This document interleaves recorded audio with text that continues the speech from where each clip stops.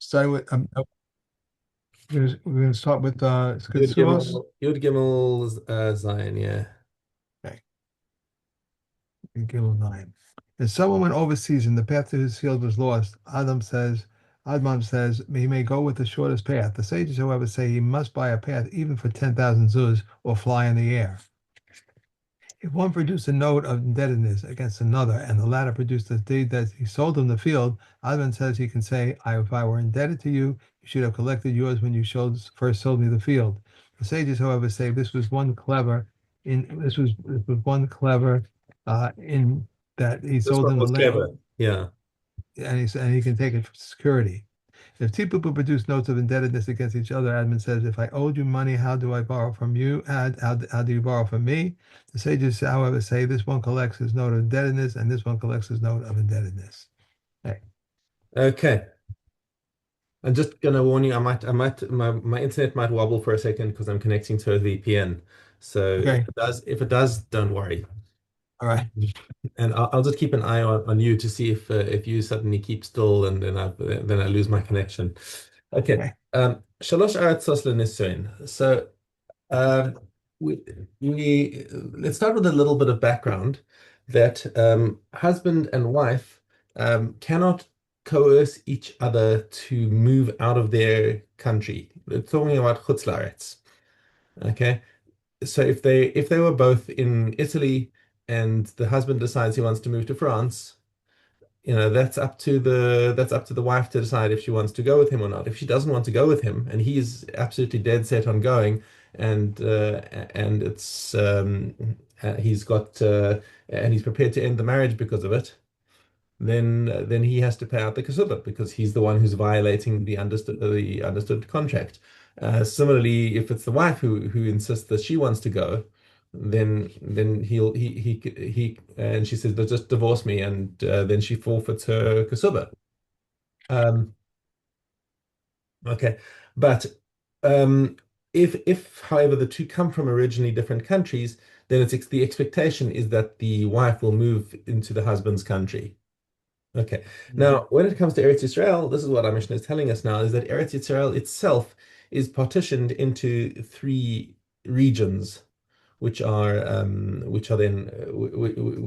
which neither party can coerce the other one to leave. Okay, so Shalosh Aratzos leNisuin, Yehuda, Eber HaYarden, VaGalil. So those are your three regions.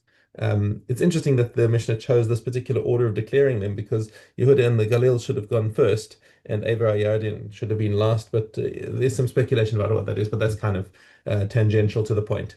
Anyway, Ein Motziin Me'ir Le'ir. And furthermore, even within those regions, um, neither party may coerce the other one to move from a city to a city sorry, between the two regions. You cannot, even from a city to a city, mikrach lekrach, or from a village to a village, aval, be'osah haaretz, if they're inside the same geographical region, motziin me'ir le'ir mikrach lekrach. So let's say the husband says, look, my business isn't going well in this town. I want to move to the neighboring town and see if it can go there. Then he has the right to force that. Okay. Aval lo me'ir lekrach v'lo mikrach le'ir. He cannot move from a big town to a small town and not from a small town to a big town. Motzi'in min naveh hara lenaveh hayafeh. He may, however, say, "Listen, I'm done with living in this slum of a town over here. I want to move to a more upmarket town. Our means have increased and we can afford property somewhere there. I'd rather live somewhere nice." אבל לא מנווה היפה לנווה הרע. But you cannot move from a nice place to a bad place, or cannot force a move.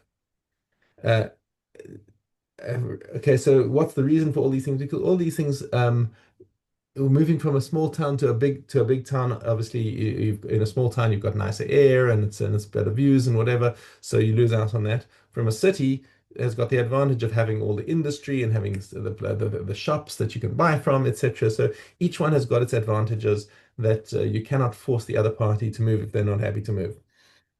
Okay, Rabban Shimon ben Gamliel says even אף לא מנבא רע לנבא יפה, מפני שהנבא היפה בודק. This is because, says Rabban Shimon ben Gamliel, it's not so simple just to move somebody out of a um, out of a into a nice city either, because then you're moving in with more upmarket neighbors, and the wife might say, "Listen, I like walking around in my nightgown and curlers, you know." And I can't do that in a more fancy place. So even there, he would be able, she would be able to object. Did you put the recording on? Did I put the? Yes, I Recording on. Okay. did. Yes. Okay. Um, Hakol Malin le'Eretz Yisrael v'ein hakol motziin. So the one exception that we have in terms of forcing a move to countries is that if somebody lives in Chutz La'aretz, they can force the other spouse to move to Eretz Yisrael. And if they can't, and if they don't want to, they can force a divorce, and whoever the non-consenting party is loses out vis-a-vis the Kesubos. Okay. Ein hakol motziin. But you cannot, but nobody can force somebody to leave Eretz Yisrael. It all has to be by consent. By the way, whenever the Mishnah uses the word hakol, it's coming to include a category of somebody that you wouldn't have expected to be included in the forcing. And the commentary says that the kol over here is talking about an eved. That an eved, even an eved who wants to move to Eretz Yisrael, can force his master to say let's go to Eretz Israel, and if the master doesn't want to go to Eretz Israel, then he has to free the Eved or sell him to somebody else who is in Eretz Israel. So that's Interesting. just an interesting little thing over there. Okay. And vice versa, if they're living in Eretz Yisrael and even the husband and wife both want to leave Eretz Yisrael, but the Eved doesn't want to leave Eretz Yisrael, they either have to free him or sell him to somebody else in the area. Hakol ma'alin liYerushalayim v'ein hakol motziin. And similarly, even within Eretz Yisrael, moving to Yerushalayim is a different thing. Whoever wants to move there is entitled to, and you cannot force anyone to leave Yerushalayim. Echad ha'anashim ve'echad ha'anashim. It doesn't matter whether it's the wife or the husband involved here. Nasa isha be'eretz Yisrael. So now there's there was a different coinage used in Eretz Yisrael. The coins in Eretz Yisrael were smaller than the coins in Chutz La'aretz, and we use the example of Chutz La'aretz is a place called Kapotkia or Cappadocia. Um, which was close to Eretz Yisrael, but it was the first place where they had the different coinage. So we take an example of a man who married a woman in Eretz Yisrael, the Gershab Eretz Yisrael. So they lived and they got divorced in Eretz Yisrael, and now he has to pay out the Kesubos. No sen la mimas Eretz Yisrael. Now that would be obvious, but we're giving all the cases that are possible, all four combinations in the Mishnah. Okay. Nasa Isha be'Eretz Yisrael and Gersha be'Kapot Kia. So they moved out of Eretz Yisrael to Kapot Kia, and now he wants to divorce her there. So now does he have to pay her the larger amount because it's 200 zuz and the zuz in Kapot Kia are bigger.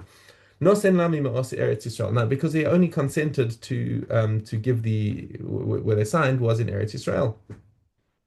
So he only has to give her from what he agreed to in Eretz Yisrael.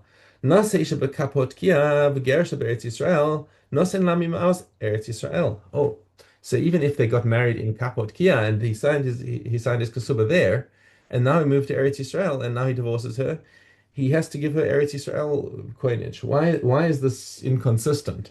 It's because according to the Tanakhama, the kesubah is a din drabanan. And since it's in Drabanan, he's going makil on the husband and says he only has to pay the smaller amount. And the Kesubos is interpreted according to the currency of Eretz Yisrael.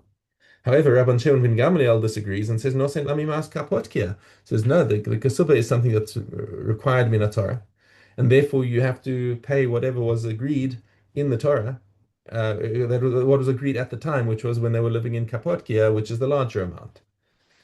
Nasa isha bekapotkia v'gersha bekapotkia nosin lami mas kapotkia. And obviously, if they were married and divorced in Chutz La'aretz, then they pay the currency of Chutz La'aretz, and everyone agrees on that. Hadron alach maseches Kesubos. Ooh, Okay, well, Nedarim. Right. the dog. Okay. Nedarim, as we've learned many times before, is a unique thing that that a person has the ability to create a Torah Isser upon himself, just by making an utterance, and to the extent that he could get lashes for eating something perfectly kosher. All right, this is if somebody says what's it korban cafe ze'alai, perfectly kosher cup of coffee, and he calls it a korban, and now he takes a drink out of it. He'll get lashes for disobedience. He'll get not for lashes for disobedience, but lashes for violating a Torah prohibition. So that's 40 lashes. So it's a very remarkable institution that the Torah created. Um, and the Masechta opens with the power of language and says that even the nicknames that are used for Nedarim are valid and totally binding. Kol kinuya in Nedarim Nedarim, the Charamim Charamim, and a cherim is not a neder. A cherim is something where you declared something is asur to me, but it's going to be going to the temple. So he can take something and declare it cherem, in which case it is assumed to be it will be donated to the temple. Shavuos k'shavuos, and if he makes a shvua by a nickname, it's a shvua, and a naziris is like a nickname of a naziris is a naziris. So those are different things that you can declare with your words, and all the nicknames for those things are considered binding. Ha'omer lechavero, mudarni mimach. He says, I am vowed from you. Mufrashni, I'm separated from you. Meruchakni mimach. I am distanced from you. She'eni ochel lach, I will not eat from you. She'eni to'em lach, I will not taste from you. All of these expressions render him asur to benefit from that person. Or she'eni ochel lach is that he asur to eat from anything of that person, not necessarily to benefit in other ways. Menude anilach. I am menude is separated. Menude, you have a nido is where somebody is yeah, it's a kind of a separation, a distancing, and that's not a normal lashon. Rabbi Kiva hayachochech b'zeh lahachmir. So that's already quite distant, but because it's an Issa Torah, they say the interesting word over here is chokech is that he pressed, like, it's like he pressed his lips together and like that's a tough one. But he was machmir on this. Chachamim, however, did not consider this a neder. Kenidrei Rishaim. If he says this is to me like the Nidrei Rishaim, okay, then that's a neder. Not because Rishaim are very free about making nedarim.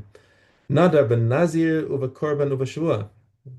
Um, then if he says kanidra and Rishaim, then it is binding with a neder or a nazir or of a korban of a shua. All of these things would be binding. Okay, kanidra kasherim. However, if he uses the expression kanidra kasherim, like the vows of the righteous, lo amar klum. Why? Because the righteous people don't make nadarim. It's considered a bad thing to make a neder because why are you want to create an isser on yourself? Why you want and also a neder is considered when you have a neder and a nadava by korbanot. The whole thing of a neder is that it's bound into the korbanot. So you're making this thing like a korban to you, which means that it's aser to you. Okay. Now, when a scrupulous person wants to bring a korban to the temple, they don't say hare alai. They don't say they take a personal obligation because the next thing they've designated the sacrifice and the sacrifice dies or whatever. Now they've got to replace it because it's a personal obligation, hare alai. But hare zo, if you designate this thing as a korban and then it dies or gets lost, okay, it got lost. There's nothing. You don't have to replace it. So that's how, and that's what we say over here is that nadar ben nazir kanid vosam. If, however, he says like, this is like a nadava of the righteous, then oh yeah, that's how the righteous make designations of a korban, and therefore this is valid as nadar benazir of a korban. Then he has completed his neder as or as a nazir or as a korban. Okay, and that's it for today. Let's go back to Kesubos Yud Base. So, okay, good base.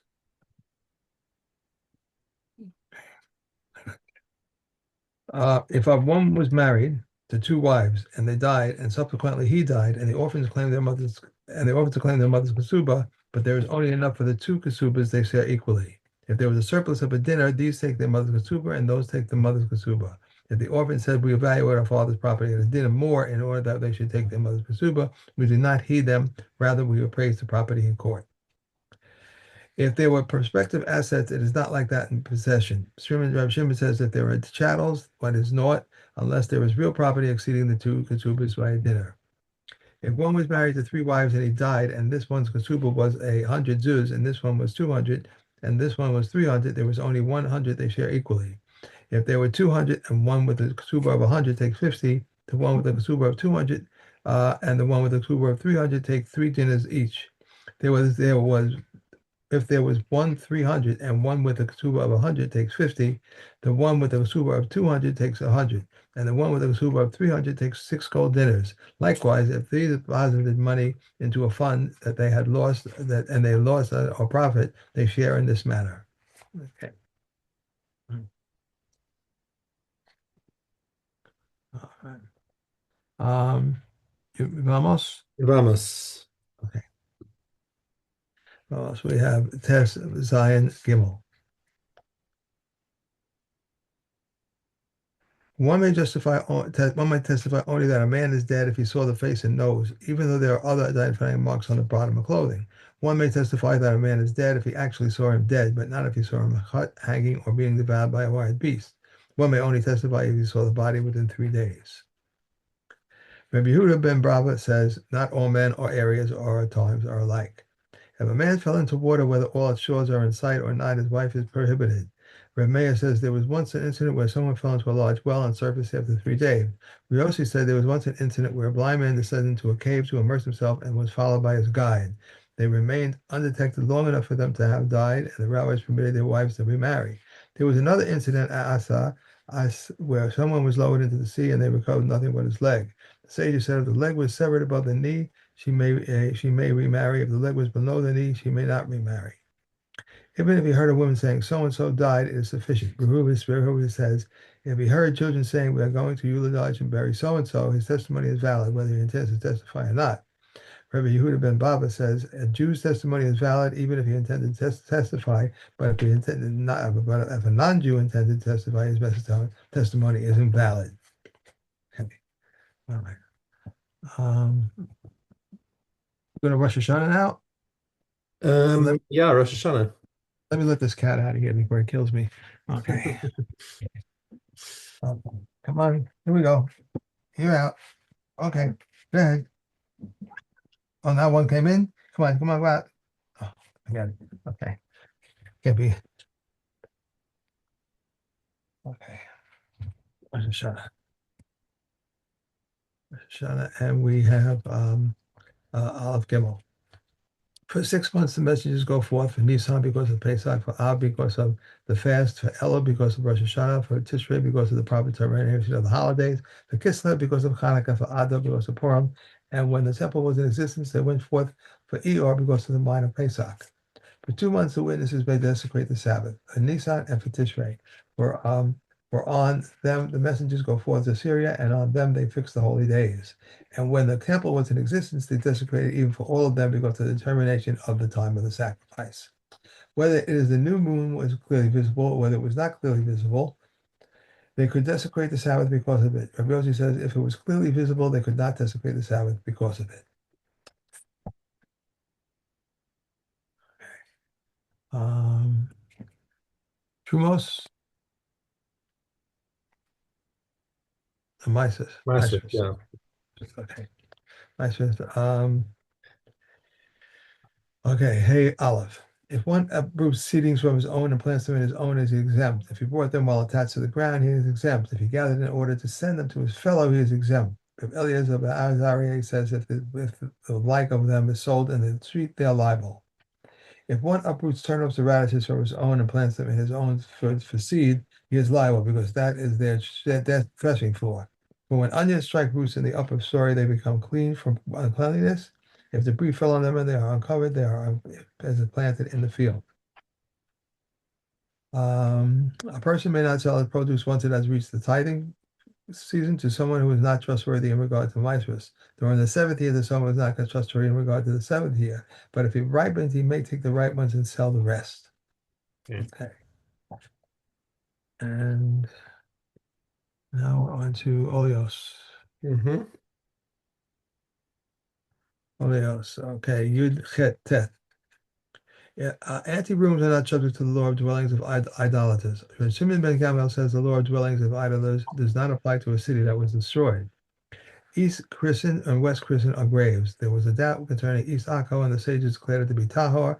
Rebbe and his rabbinic court came to a vote on Kenny, and he declared it Tahor.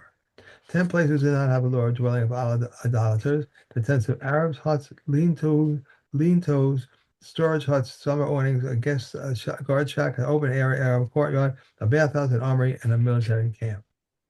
Hajjulak. Rajulullah Maseches Ohalos. Okay. Avos, Negaim. the guy.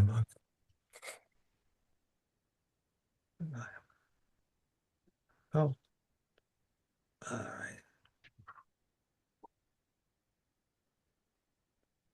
Okay.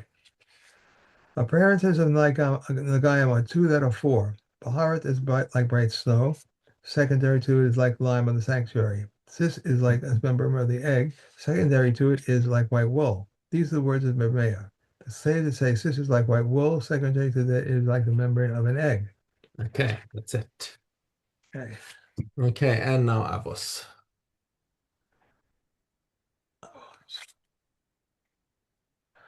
Okay. Aleph Yud. Shemaiah and Avitan received the Mizorah from them. Shemaiah said, love work and hate lordliness, and do not make yourself known to the government. Avitalon says, sages, be cautious with your words, for perhaps they will become liable to the punishment of exile and be exiled to a place of evil waters, and the students who come after you will drink from these waters and will die and will merge from the name of the heaven will be desecrated. Hilla and Shammai received the Masorah from them. Hilla says, be strong among the students of Aaron, someone who loves peace and pursues peace, who loves people and brings them closer to the Torah. Okay. Okay, that's it. All right. Great. All right. All Have a right. lovely day. Have a great day. Enjoy your cleaning. Thanks. That's it. Today's the day. Okay. Be well. Have a good one.